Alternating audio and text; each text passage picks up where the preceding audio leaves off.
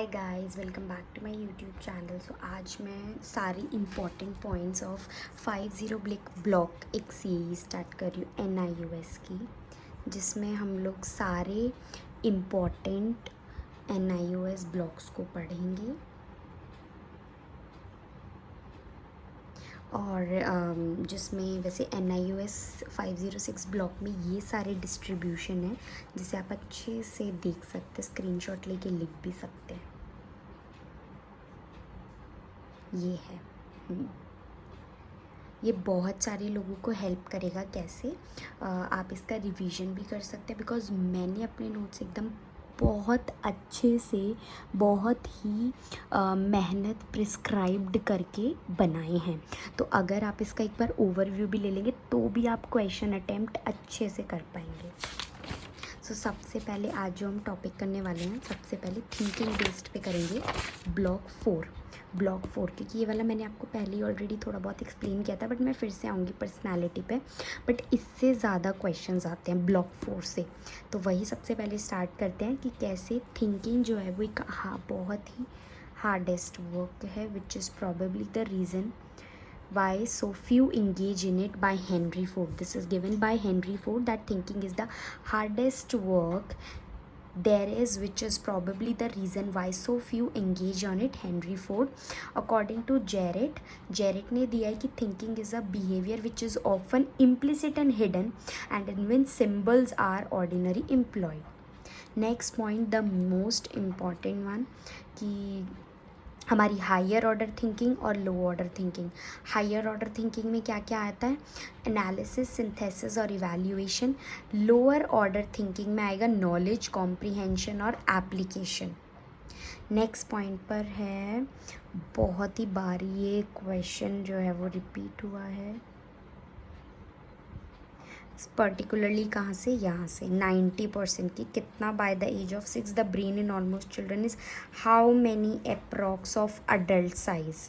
So most of the growth in the human brain occurs in early childhood, and by the age of 6 the brain is approximately 90% of adult size. वैसे thinking is the hardest way work there is, which is probably the reason so why so few engage in it, दिया है Henry Ford ने। According to Garrett thinking, कि हमारी जो thinking है वो बहुत इम्प्लिसिट है, हिडन है। हायर ऑर्डर थिंकिंग और lower order thinking. Higher order thinking में एनालिसिस, सिंथेसिस, इवैल्यूएशन आता है, जो upper of the Bloom's taxonomy है। Lower of the Bloom's taxonomy is the lower order thinking, जो कि नॉलेज, कॉम्प्रिहेंशन, एप्लीकेशन है। अब इसके बाद चलते हैं growing interest in the ways of developing children thinking and intelligence.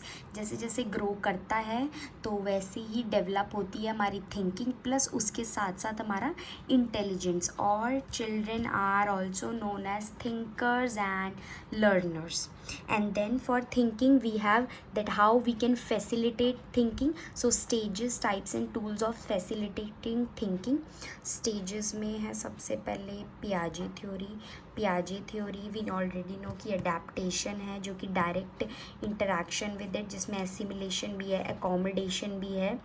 इसके 4 पॉइंट्स जो कि 4 स्टेजेस से हैं, बट कैसे थिंकिंग उससे रिलेट करती है, तो 4 जो पियाजे की थ्योरी है, sensory motor, pre operational, concrete और फॉर्मल। सेंसरी मोटर स्टेज में learn that there is relation between action and external world. Always for thinking हमारी कहाँ से आती है? दैट रिलेशन जो हमारे एक्शंस हैं और एक्सटर्नल वर्ल्ड से। Pre operational stage, mental images of objects and events.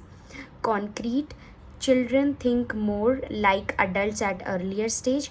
Formal, engage in reasoning and validity of verbal assertion.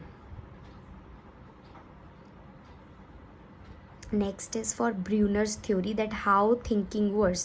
So thinking works in Brunner theory by having the thought process which involve as a result of maturation, training and experience through a series of sequential stage. कि जैसे जैसे हमारा sequential stage चलता रहता है वैसे हमारी सबसे पहले maturation डेवलप होती है, फिर हमारा thinking process जो thought process है वो डेवलप होता है अकॉर्डिंग टू ब्रूनर। एंड उसकी जो 3 कैटेगराइजेशन में जो उसका डिस्ट्रीब्यूशन है वो ये 3 है: inactive representation, iconic representation, symbolic representation.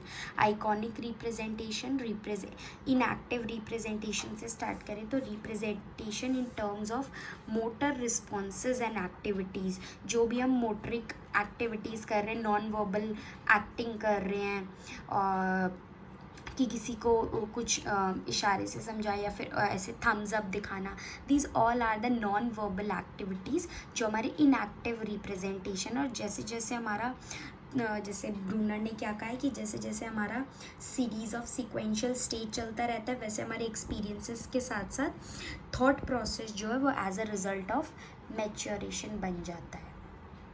Inactive, iconic और symbolic. Inactive representation in terms of motor responses and activities, iconic representation of things and events in terms of sensory image and mental picture, symbolic representation in terms of words, symbols and other abstract phenomena. ये वाला हम next class में करेंगे जो कि बहुत ही important है, but आज के लिए दोबारा से एक बार रिवाइज करते हैं कि पियाजे की थ्योरी में हमने क्या देखा कि एसिमिलेशन, अकोमोडेशन, 4 जो सेंसरी स्टेट्स है उससे हमारी थिंकिंग प्रोसेस कैसे कनेक्टेड रहती है, एंड ब्रूनर में कि कैसे जो हमारा थॉट प्रोसेस है वो किससे रिजल्ट करता है, हमारे मैच्योरेशन से। मैच्योरेशन कब आती है? जब वो जो 3 स्टेजेस है, इनएक्टिव, आइकॉनिक और सिंबॉलिक, उनसे जब हमारा थॉट प्रोसेस डेवलप होता है तो हमारा रिजल्ट करता है मैच्योरेशन पे और एक्सपीरियंस से, जो कि सीक्वेंशियल वाइज चलता रहता है। सो गाइज़, आपने देखा होगा ये सब जो मैंने इंपॉर्टेंट आपको NIOS का करवाया है, तो अब मैं डेली ऐसी ही सीरीज़ लेके आऊँगी टॉपिक वाइज टॉपिक, और आपको बहुत हेल्प होगी इसमें से। ये थिंकिंग टॉपिक इतना इंपॉर्टेंट है कि इसमें से 100% क्वेश्चन आता ही है, ठीक है। So thank you for watching, do like and subscribe.